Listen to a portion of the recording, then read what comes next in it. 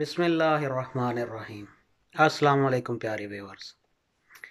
آج کی ویڈیو میں آپ کو بتاؤں گا کہ آپ نے یہ جو سفر ڈنکی کا، اس میں اپنے ساتھ کون کون سی میڈیسن رکھنی ہے، اور میڈیسن آپ یہ ذہن میں رکھیں کہ بہت ضروری ہے آپ کے لیے اس سفر کے دوران۔ پہلی بات تو آپ یہ ذہن نشین کر لیں کہ اگر آپ کو الٹی کی شکایت ہے، یعنی کیا کرنے کی دوران سفر، تو آپ کو بہت زیادہ احتیاط کرنی ہوگی، کیونکہ یہ بیماری ایک تو خود بندے کے لیے پریشانی کا باعث ہوتی ہے، اور ساتھ ہی ساتھ دوسروں کے لیے بھی بہت زیادہ تکلیف دہ ہوتی ہے۔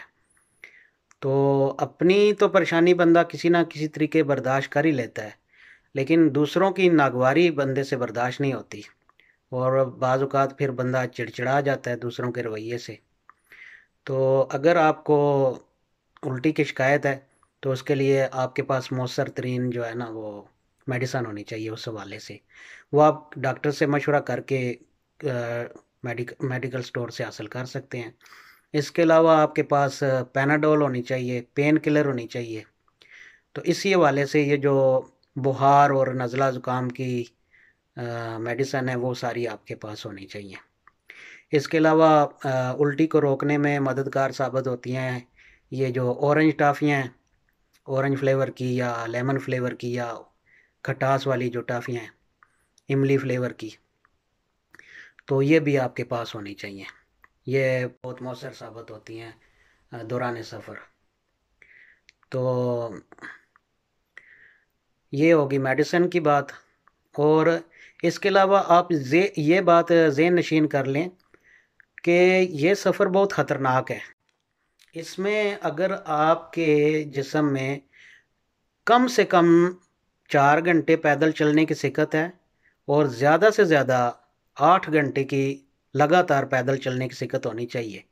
اگر آپ پیدل نہیں چل سکتے، آپ کو سانس کا مسئلہ ہے، تو آپ یہ سوچ ذہن سے نکال دیں کہ آپ ڈنکی لگانے کے قابل ہیں، کیونکہ میں آگے چل کے بتاؤں گا کہ جب ہم ایران کا بارڈر کراس کرنے کے لیے پیدل جا رہے تھے تو دو اس میں درمیانی عمر کے آدمی تھے، تو ان میں سے ایک کی بہت حالت غیر ہو گئی تھی، اور پھر دوسرے کو اس کی وجہ سے اپنا سلسلہ منقطع کرنا پڑا تھا، اور وہ پکڑائی دینی پڑی تھی ایرانی پولیس کو۔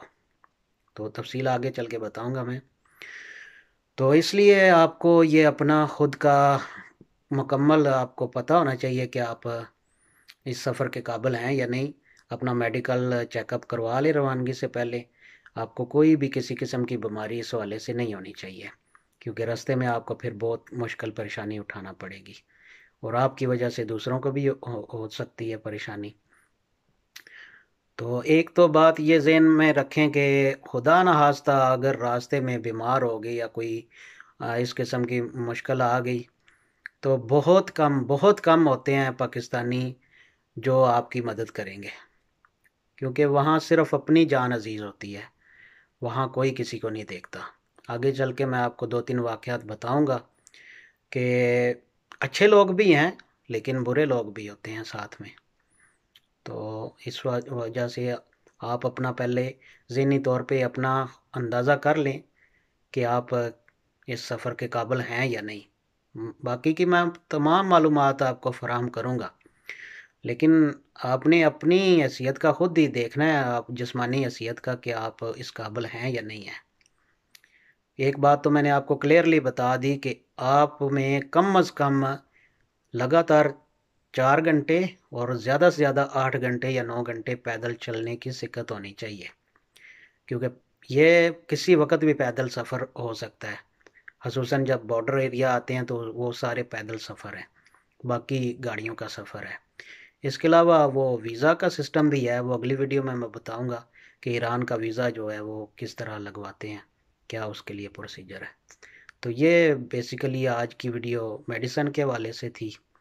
تو دعاؤں میں یاد رکھیے گا، خصوصاً ان اپنے بھائیوں کے لیے دعائیں کریں جو سفر پہ روانہ ہو چکے ہیں، راستے میں ہیں، تو اللہ پاک انہیں بحفاظت منزل مقصود پہ پہنچائے۔ تو ملتے ہیں انشاءاللہ اگلی ویڈیو میں۔